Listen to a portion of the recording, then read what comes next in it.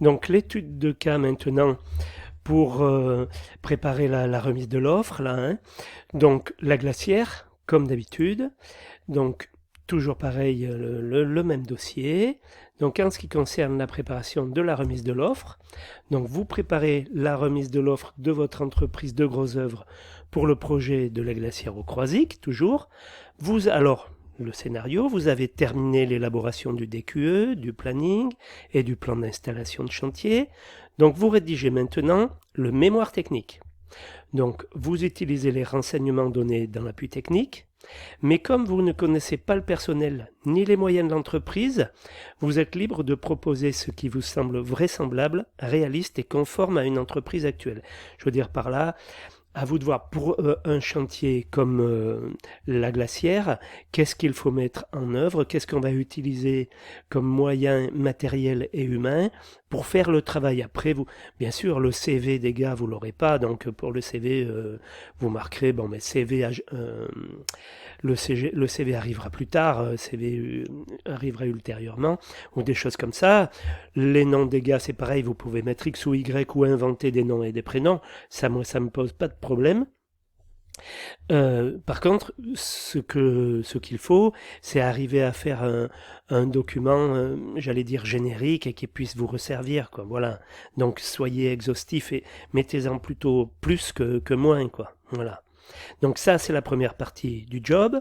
La deuxième, elle concerne le PPSPS. Donc évidemment, ce document ne se remet pas avec l'offre, ça c'est sûr. Simplement, bon, c'est à réaliser en cours de formation, fallait bien trouver un moment, on l'a mis à ce moment-là. Bon, voilà. Donc, votre entreprise a été retenue, on imagine que l'entreprise est retenue pour faire les travaux de gros œuvres. Donc vous avez la charge du PPSPS, donc vous allez voir avec le conduc, le chef de chantier, mais en tout cas c'est vous qui à un moment donné allez le mettre dans l'enveloppe, hein. Donc vous avez la charge du PPSPS.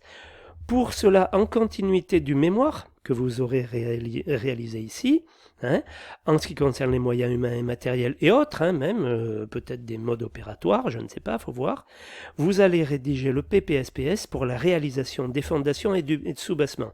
Déjà, vous allez voir, ça va faire pas mal de boulot, hein, rien que ça, voilà. Donc, vous disposez d'une semaine pour faire le mémoire technique et le PPSPS. Donc, qui sont deux documents importants et sensibles.